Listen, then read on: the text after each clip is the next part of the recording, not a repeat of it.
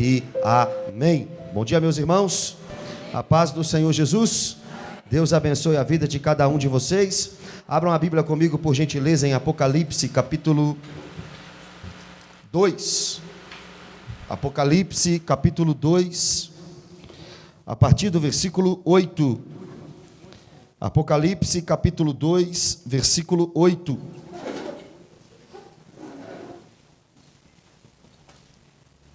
Hoje é dia de batismo. A Rúbia veio? Está aí, né, Rúbia? Glória a Deus. Daqui a pouco nós vamos mergulhar a Rúbia ali como um símbolo de arrependimento e de fé no nosso Senhor Jesus Cristo. Glória a Deus por isso. Mas antes vamos para a palavra. Apocalipse capítulo 2, a partir do versículo 8. Eu queria pregar para vocês nessa manhã, baseado na igreja de Esmirna, uma das igrejas do Apocalipse. Nós sabemos que quem escreveu essa carta foi João. João escreve o Apocalipse por volta do final do primeiro século. Ele está preso na ilha de Patmos, também chamada de Ilha Mortal, uma ilha pertencente à Grécia, nas costas da Turquia, no mar Egeu. João está preso ali porque Domiciano, o imperador romano da época, perseguia os cristãos igual ou até pior do que Nero, um dos piores imperadores de Roma. Para vocês terem uma ideia, Nero era o imperador quando Paulo foi morto. Nero era o imperador quando Pedro foi morto. E quando se levanta Domiciano, 30 anos depois de Nero, os homens do Império Romano diziam que Domiciano era Nero ressuscitado, porque ele fazia as mesmas maldades do que Nero. Então, naquele lugar, no mar Egeu, na ilha de Patmos, João está preso. O imperador queria acabar com o ministério de João. O imperador queria acabar com a pregação da palavra e a exposição da palavra. Mas é ali, naquele lugar, junto com os piores bandidos e os piores inimigos do Império Romano, que João tem a visão das últimas coisas, a visão do Apocalipse. E João recebe a ordem de Deus no capítulo 1 para escrever esta carta, 22 capítulos, 404 versículos, para Éfeso, Esmirna, Pérgamo, Tiatira, Sardes, Filadélfia e Laodiceia. 7 igrejas da Ásia Menor. Igrejas que foram fundadas, baseadas na igreja de Éfeso, aquela que Paulo fundou em Atos capítulo 19. Você vai perceber comigo que na leitura das cartas, 2 igrejas recebem apenas elogio. Uma igreja recebe apenas crítica. As igrejas que recebem apenas elogio, a igreja de Esmirna e a igreja de Filadélfia. A igreja que recebe apenas crítica é a igreja de Laodiceia, a igreja que ouve do Senhor Jesus Cristo que ela era rica e abastada na terra, mas que diante do céu, palavras do nosso Senhor Jesus Cristo, era desgraçada, miserável, pobre, cega e nua. Palavras de Jesus para uma igreja. A igreja de Esmirna era uma igreja que sofria uma intensa perseguição. Era pobre na terra, mas rica no céu. O contrário da igreja de Laodiceia, que era rica na terra, mas pobre no céu. A igreja de Esmirna era pobre na terra, mas rica no céu. Olha o que o texto diz a partir do versículo 8. Ao anjo da igreja em Esmirna escreve. O anjo aqui, meu irmão, é o mensageiro, é o pregador, é o pastor da igreja. Anjo significa mensageiro. Não é que a igreja de Esmirna tinha um anjo celestial lá, não. O anjo aqui é o mensageiro da igreja. Então, imagina João na ilha de Patmos, recebendo as revelações do Apocalipse por meio de Jesus, mas através de um anjo. Jesus dá a mensagem. O anjo envia a ilha de Patmos e João escreve. João escreve para que aquela carta fosse enviada com todas as dificuldades da época, lá para a Ásia Menor. E na Ásia Menor, o pastor da igreja de Esmirna iria receber esta carta e iria ler para o seu auditório, para o seu público. Então essa carta é direcionada ao pastor da igreja. Só que no capítulo 1, Jesus disse que tinha as igrejas e os pastores das igrejas nas mãos. Mesmo essa carta sendo direcionada para o pastor da igreja de Esmirna, quem tinha o comando da igreja de Esmirna não era o pastor de Esmirna, era aquele que tinha o pastor na mão. Jesus é quem comanda a igreja, não é o pastor. Jesus é quem governa a igreja, não é o pastor. O pastor está ali a trabalho, amando, a serviço de Jesus. É Jesus quem governa a igreja de Esmirna. Mas Jesus não está aqui fisicamente. Ele está aqui espiritualmente. Então ele colocou em Lagoinha Mangabeiras, colocou na Lagoinha Serra, na Assembleia de Deus, na Presbiteriana e na igreja de Esmirna um mensageiro. Pastor nada mais é do que um mensageiro. Nós estamos diante do texto bíblico. Porque se você olha para os pastores de hoje, alguns não se tornaram apenas mensageiros. Tem muito pastor hoje que é tudo menos um mensageiro. É uma estrela, é popstar, é isso, é aquilo tudo. Mas o pastor não passa de um mensageiro. E talvez você diz assim, olha, eu não gosto do pastor dessa igreja não. Mas eu estou aqui hoje no culto. O que eu faço? O que você faz? Você presta atenção na palavra. O que você faz? Você presta atenção na mensagem. Porque a mensagem não é do pregador dessa manhã. A mensagem não é de João. A mensagem não é do pastor de Esmirna. Olha quem tem a mensagem e quem é o dono da mensagem. Continuação do versículo 8. Estas coisas diz o primeiro e o último. A mensagem não é do pastor Mateus. A mensagem não é de João. A mensagem não é do anjo que veio do céu. A mensagem não é do anjo, pastor da igreja de Esmirna. Não. A mensagem é do primeiro e o último. Quem é o primeiro e o último? Se você for para Isaías 44, versículo 6, você verá que o primeiro e o último do Antigo Testamento é o Deus Pai. Mas aqui na continuação, nós temos uma situação, um detalhe, que nos ajuda a entender que esse texto não está falando de Deus Pai, que esteve morto e tornou a viver. Quem esteve morto e tornou a viver? O Deus Filho. Então o que o texto está mostrando para nós é a doutrina que temos como a mais cara do cristianismo. A doutrina da Santíssima Trindade. Se no Antigo Testamento o primeiro e o último é o Deus Pai, da mesma forma, do mesmo jeito, o primeiro e último no Novo Testamento é o Deus Filho. Nós somos monoteístas, não politeístas. Se você conversar com um judeu, ele vai te chamar de politeísta, vai te chamar de idólatra. Se você conversar com um muçulmano, ele vai te chamar de idólatra, porque eles vão dizer só há um Deus, mas do lado de cá o que a gente fala? Só há um Deus. Nós cremos em apenas um Deus, mas a Escritura Sagrada me revela 3 pessoas distintas nesse único Deus. Como eu explico? Eu só sistematizo, eu só passo os textos, mas é impossível compreender com a mente humana a doutrina da Santíssima Trindade. O Pai, o Filho e o Espírito Santo, um único Deus, sim, mas em 3 pessoas distintas, porque a Bíblia me mostra, no Antigo Testamento, uma pluralidade na divindade. Não dá para saber quantas pessoas existem em Deus no Antigo Testamento, não dá. Mas dá para saber que tem mais de uma. Porque na criação, Deus disse, façamos o homem, a nossa imagem, segundo a nossa semelhança. Lá na criação, na queda, Deus disse, o homem se tornou como um de nós. Lá na Torre de Babel, desçamos e confundamos a língua deles. Agora, no Novo Testamento, fica claro e evidente que o Pai é Deus, que o Filho é Deus e que o Espírito Santo é Deus. Então, o primeiro e o último, em Isaías 44, é uma menção ao Pai. Mas o primeiro e o último, em Apocalipse 2, versículo 8, é uma menção ao Filho. Como eu sei? Esteve morto, mas tornou a viver. Sexta-feira, 9 da manhã, crucificado. Passa 6 horas naquela cruz. Quem matou Jesus? Quem mandou matar? Judeu. Quem matou? Romano. Mas o culpado? Você. O culpado? Eu. Nós matamos Jesus.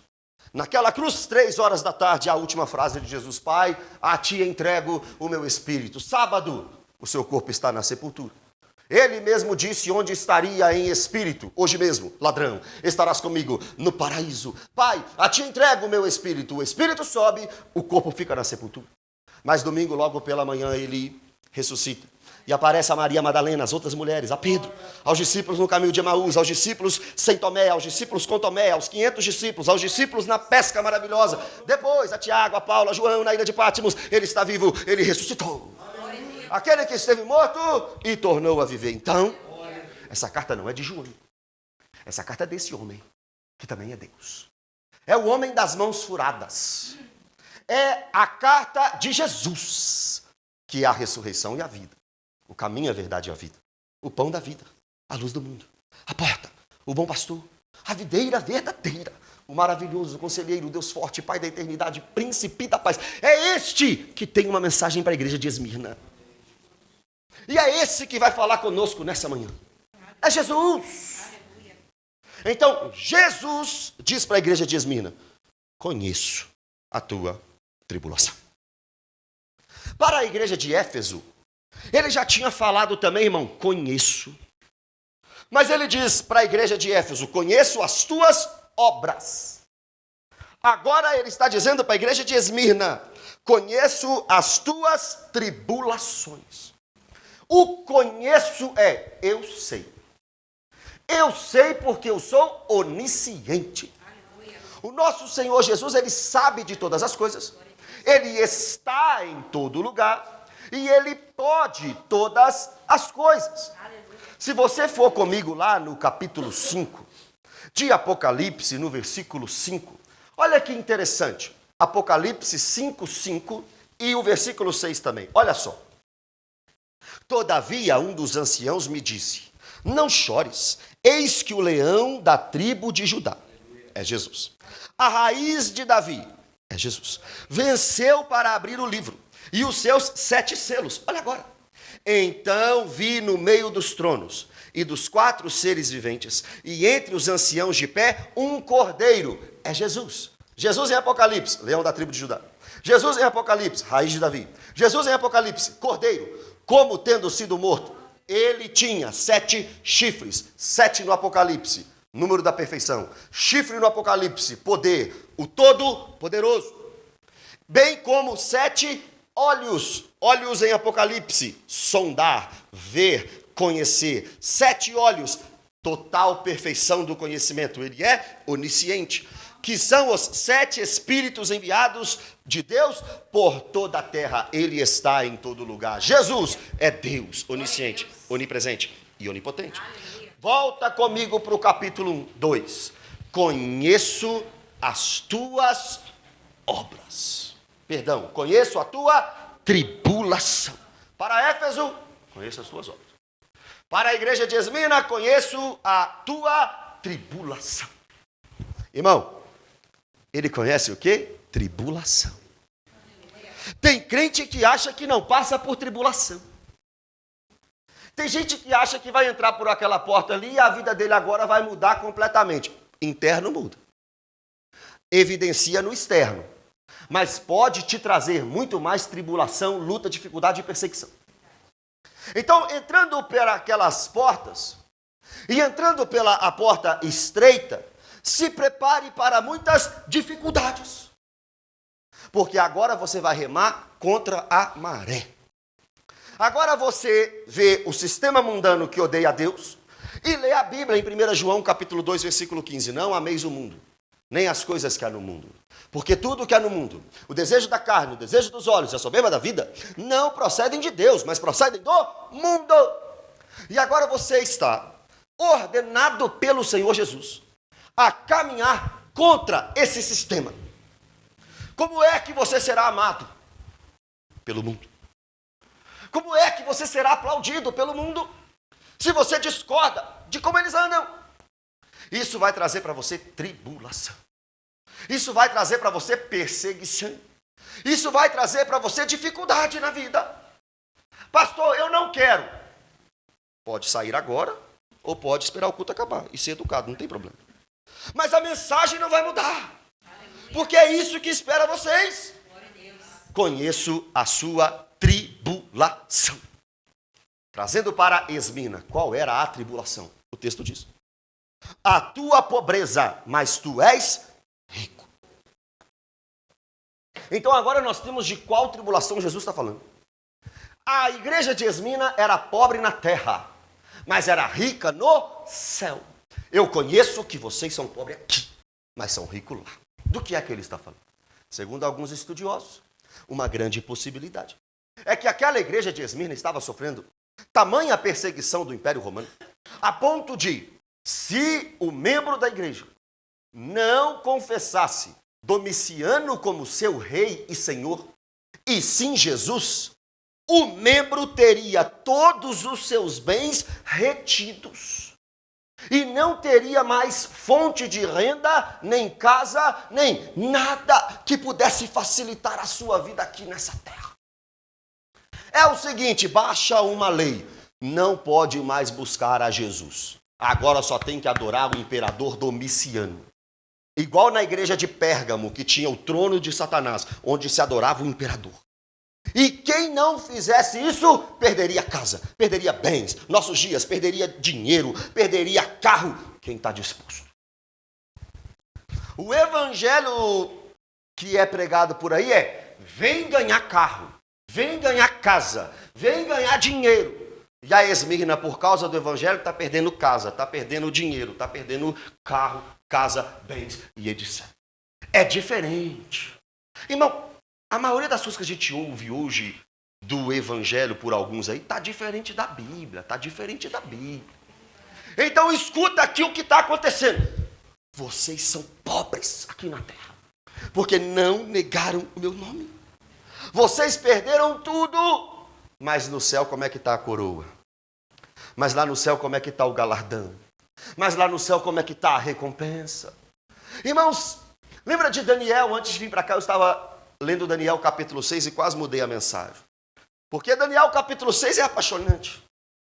Daniel capítulo 6 é: não se pode mais orar, não se pode mais fazer petição a ninguém que não seja o rei da Pérsia. Combinado? Combinado. Daniel ficou sabendo. Tinha 120 governadores e Daniel estava acima deles. E Daniel ficou sabendo. Aí Daniel, irmão, para provocar. Tem hora que você tem que provocar ímpio. Para provocar, abriu a janela. Abriu a janela dando rumo a Jerusalém. E orou 3 vezes, como era de costume.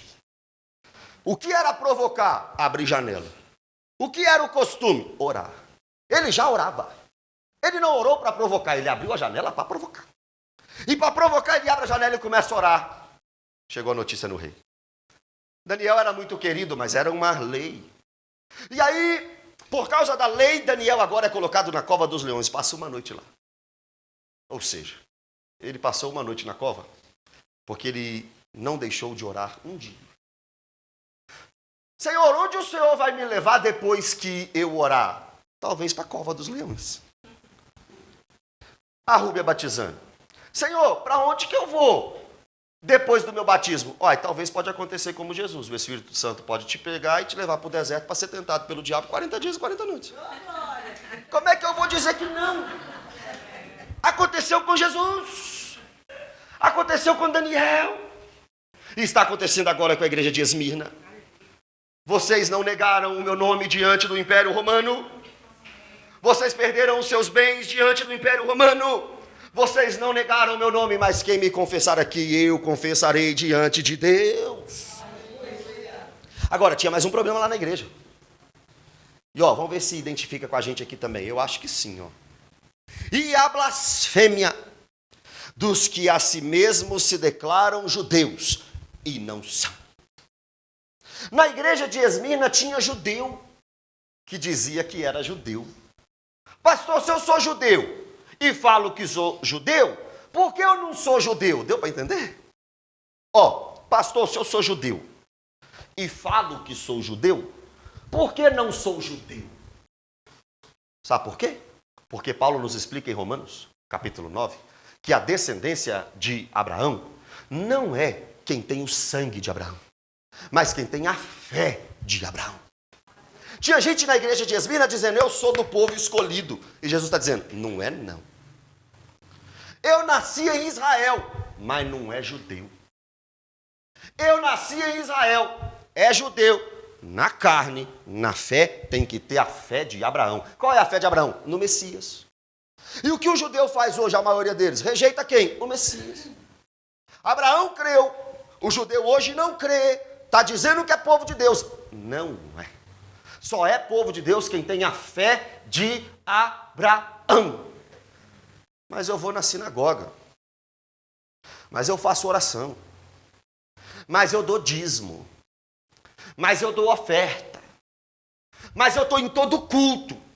Irmão, você pode morrer frequentando o culto sem ser alguém que tem a fé de Abraão. Você pode viver a sua vida inteira com a Bíblia debaixo do braço e ir para o inferno.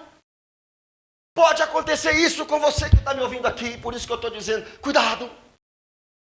Porque você pode pregar, você pode ser diácono, você pode cantar, você pode fazer o que quiser, irmão. O que salva não é o seu ministério. O que salva é a fé que te faz seguir ao Senhor Jesus Cristo de Nazaré. Estou dizendo que sou judeu lá na igreja de Esmina, mas não sou. Então eu sou o quê? Tem uma terceira classe, tipo assim, tá bom, eu não sou crente, mas também não sou ímpio.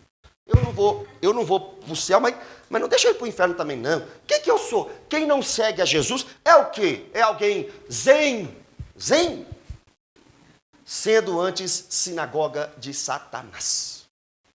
Jesus está falando isso aqui. Você lembra quem falou isso aqui? O primeiro e último.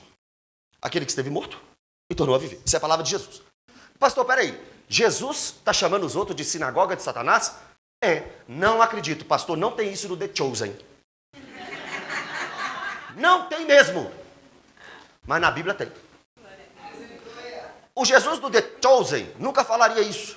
Mas o Jesus da Bíblia está chamando os outros de sinagoga de Satanás. O Jesus do The Chosen... Pastor, é pecado assistir The Chosen? Eu não falei isso, não. Eu só falei que é muito fácil fazer uma série que faz fama, que corre o mundo só com chantilly. Mas eu quero uma com café amargo. Eu quero uma série que mostra Jesus falando assim, ó, vocês são raça de víboras.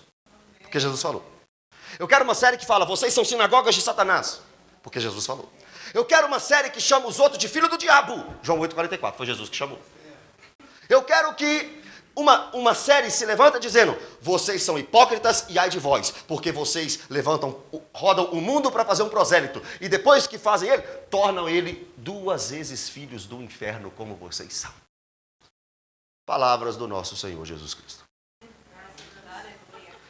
Se você diz que é do povo de Deus e não é, você na verdade é a habitação de demônio. Não existe quem não serve a Deus e não ao demônio. Ou é a Deus ou é o demônio. Ou você é de Deus ou você não é. Ou você é um cristão ou você não é. Ou você ama Jesus ou você não ama. Pastor, eu amo Jesus. Então tem que estar no crivo de João 14, 21. João 14, 21. Aquele que tem os meus mandamentos e os guarda. Esse é o que me ama. Eu amo Jesus, pastor, mas do meu jeito. Não, do seu jeito não pode. Não pode. Eu amo Jesus, mas do jeito que eu fui criado. Não pode. Não pode. Eu amo Jesus, mas é porque eu e ele, a gente... Não existe isso não. Ou é segundo a Escritura, ou não é. Ou é segundo a palavra, ou não é. Agora, o início do 9 é para crente. O meio e o final do 9 é para ímpio. Agora, você quer mensagem para crente? Vamos falar para crente para melhorar. Porque tá pesado, aí a gente fala para crente. E para crente é coisa boa, né? Ó o 10. Para crente agora. Não temas as coisas que tens de sofrer. Para crente agora. Agora a mensagem é para cristão. Não temas as coisas que tens de sofrer. Vai sofrer. Eu não gosto de polêmica, não. Mas tem uma turma que colocou assim na porta da igreja deles assim, ó, pare de sofrer. Aí a pessoa entra para lá, para quê? Para parar de sofrer. Vou conversar com o pastor Pedro, para a gente colocar uma placa ali assim, entre para sofrer. Porque esse é o convite do Evangelho. O convite do Evangelho é salvação, é transformação, é mudança, é céu, é novo céu e nova terra.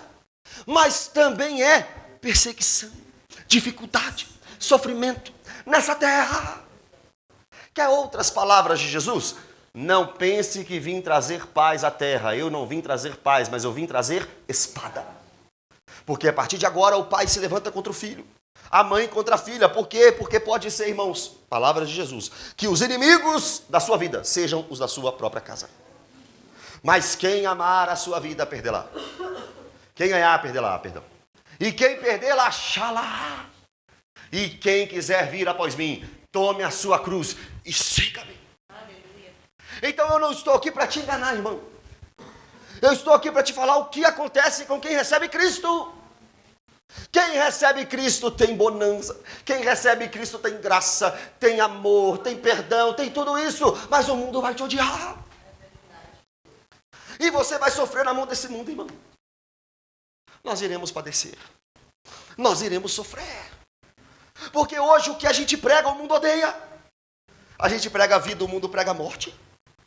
A gente prega casamento, o mundo prega divórcio. A gente prega a criação de filhos, o mundo diz, não quero nada disso. Desculpa.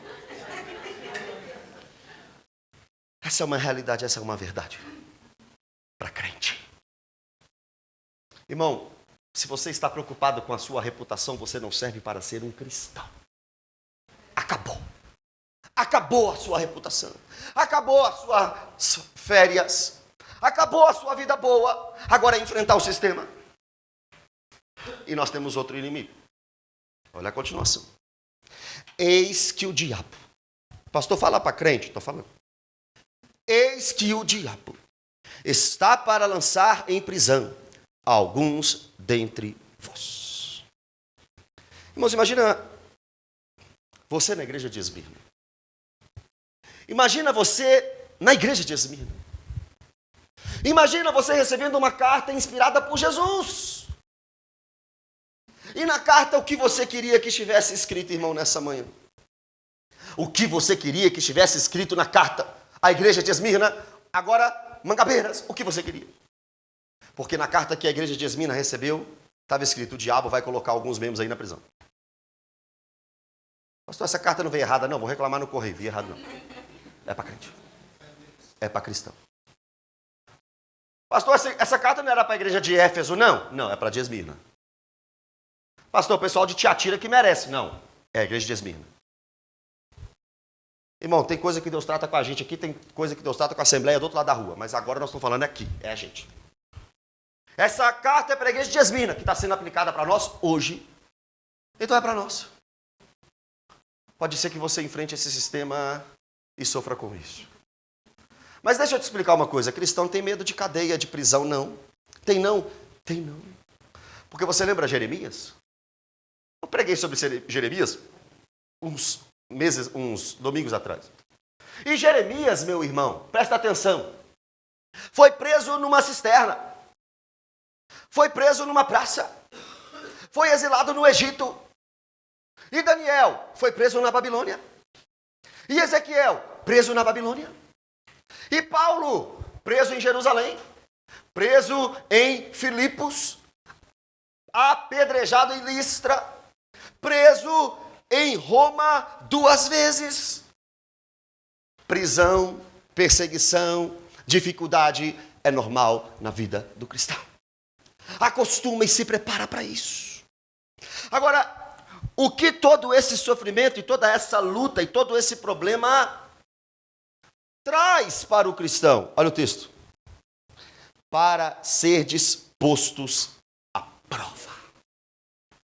É para isso que acontecem as dificuldades na vida do cristão, para ser provado. Sabe o que é ser provado? É como o ouro que passa pelo fogo e aquele fogo tira do ouro tudo que não é ouro. Quando o nosso coração é provado, é Deus nos colocando nas chamas das aflições, para tirar tudo que não é dele do nosso coração. Cada vez que a minha fé é provada, tu me dás a chance de crescer um pouco mais. Essa é a realidade. Olha Tiago capítulo 1. Meus irmãos, fiquem felizes por passardes por várias provações. Várias provações na vida do cristão traz felicidade. Olha Paulo, a tribulação produz perseverança, a perseverança experiência, a experiência esperança. Irmão, nós estamos aqui em provas, em testes. Deus não prova ninguém, já ouvi isso? Prova. Deus prova. E Deus não prova, irmão, para saber até onde você pode chegar, irmão, Ele já sabe. Ele prova para você saber até onde você pode chegar. Ele não prova para mudar Ele, irmão, Ele é imutável. Ele te prova para mudar você. É você que está no teste. É você que está na prova. Então aproveita essa prova. Aproveita esse deserto. Aproveita essa luta. Porque Deus está te fazendo crescer aí neste meio. E tereis tribulações de 10 dias. Números no Apocalipse são símbolos que demonstram realidade. O número 4 em Apocalipse é o número da terra. O número 6 e o número 10 é o número do mal. O número 12 é o número do povo de Deus. O número 7 é o número da perfeição. Aqui é uma dificuldade que vem de um mal, mas vai começar e também tem hora para terminar. 10 dias, símbolo. Ou seja, é um pequeno período de tempo. Irmão, presta atenção. Está na prova? Tu. Sabe a data que começou? Sei. Sabe a data que vai acabar? Não, mas tem uma data. Aleluia. Mas vai acabar. Amém. A dificuldade vai acabar. A luta vai acabar. Aí o que vem depois da luta? Um refrigériozinho. E depois do refrigériozinho, mais luta. Aleluia. É assim na vida do cristão. Porque nós estamos, irmãos, em processos. Em processos. Em processos. E vai chegar um dia em que Ele enxugará dos nossos olhos toda a lágrima. Vai chegar um dia que não tem mais choro nem dor. Mas não é agora. Não é agora. Mas vai chegar. Mas vai chegar. 10 dias, irmão, consegue esperar. Consegue esperar um pouquinho, o deserto está acabando. Falta só mais uns passos. Esses passos podem durar anos. Como podem durar meses. Como podem durar dias. Como podem durar horas. Como pode ter sido hoje o fim do deserto. Pode ser. Pode ser que não. Eu não sei. Mas é só 10 dias. Espera 10 dias. Espera por um tempo. Esse deserto vai chegar ao fim. O Senhor está cuidando de mim. É no deserto que tem maná. É no deserto que tem sombra. É no deserto que tem nuvem. É no deserto que tem água saindo da rocha. É no deserto que tem provisão. 10 dias. 10 dias. Não me confunda com o profeta do Pix, não. Eu não estou falando que dentro de 10 dias vai mudar a sua vida. Eu estou dizendo que um dia vai mudar a sua vida. Um dia você vai sair desse deserto. Para entrar em Canaã. Aí vem uma promessa maravilhosa. Olha a promessa do versículo 10, irmão. Ser fiel até a morte. E dar-te-ei a coroa da vida. Ser fiel até a morte não é simplesmente ser um cristão que vai à igreja até a morte. Não é simplesmente ler a Bíblia até a morte. A ideia é, mesmo que Domiciano esteja atrás de você para te matar, ser fiel até a morte. Não é simplesmente ser fiel até o último dia da sua vida. Não é só isso. É ser fiel diante do Império Romano. Ser fiel até a morte. Irmão, nós negamos Jesus hoje por coisa bem menor e banal. Mas esses irmãos não. Esses irmãos ouvem de Jesus ser fiel até te livrar da morte. Ser fiel até não passar pela morte. Ser fiel até a morte. Jesus está falando, vocês vão morrer, pode ser que vocês serão assassinados. Aí, se a gente fala hoje assim, ó, vem ser assassinado. Você fala assim, o que é isso? Volto nessa igreja, mas não. Só que aí você esqueceu de ler Atos 1:8. Porque em Atos 1:8 Jesus está chamando os discípulos para serem mártires. E sereis meus mártires em Jerusalém, Judeia, Samaria, até os confins da terra. Esse é o chamado. Talvez você nunca será assassinado pelo evangelho literalmente. Mas você tem que dar toda a sua vida pelo evangelho literalmente. Literalmente. Ser fiel até a morte. E dar-te-ei, agora sim, irmão, é hora de recompensa.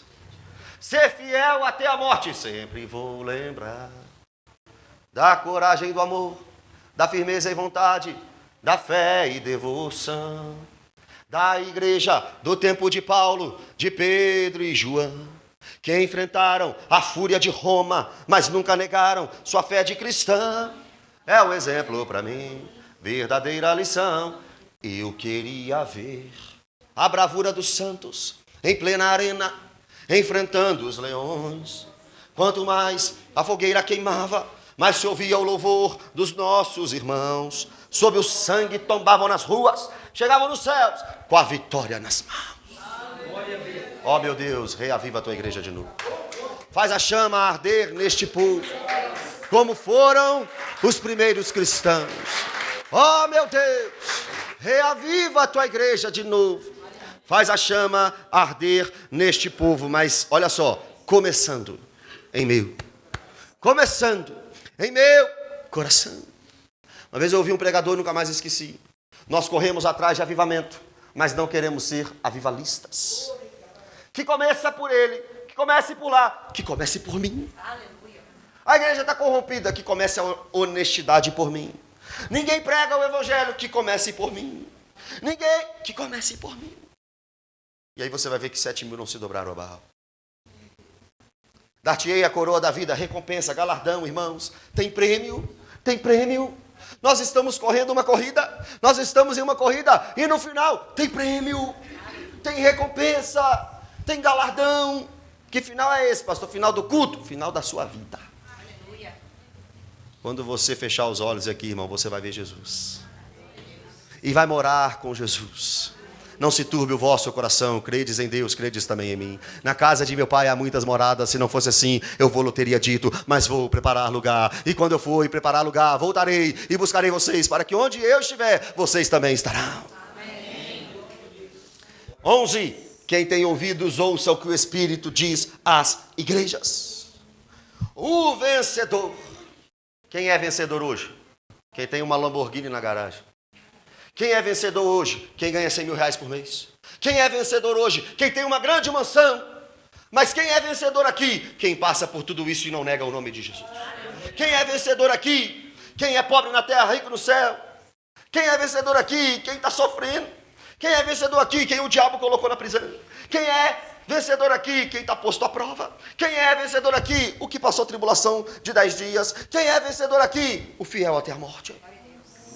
O vencedor. Aquele que não nega o nome de Jesus no meio desse sistema mundano.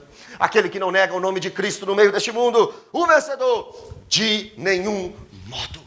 De jeito nenhum, é garantia, é certeza. De nenhum modo sofrerá o dano da segunda morte. O que é a segunda morte? Apocalipse diz, é o lago de fogo e enxofre. É o inferno, Guiena. A eternidade recebendo a ira de Deus. O vencedor de nenhum modo receberá a ira de Deus. Escuta, meu irmão. Deixa eu ver se eu sempre embanando aqui, deixa eu ver se eu vou conseguir. Se você nasce 2 vezes, você morre só uma. Se você nasce apenas uma, você morre 2. Entendi, né? Vamos lá. Se você nasce 2 vezes, você só morre uma. Se você só nasce uma vez, você morre 2.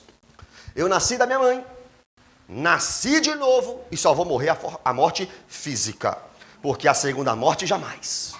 Agora, se eu nasço só uma vez da minha mãe, eu morro fisicamente e quando eu morrer fisicamente eu vou receber um grande susto, a segunda morte. Então o que eu estou chamando vocês aqui é, sejam fiéis até a morte. Passem por tudo isso até a morte. Imitem a igreja de Esmirna até a morte. Para quê? Para que a segunda morte não tenha poder sobre a vida de vocês. Fiquem em pé no lugar de vocês, em nome de Jesus.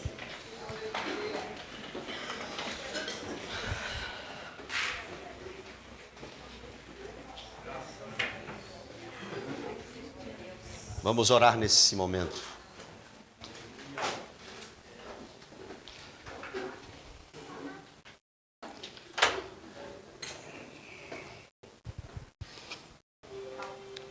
Com seus olhos fechados, depois de ouvir a palavra do Senhor,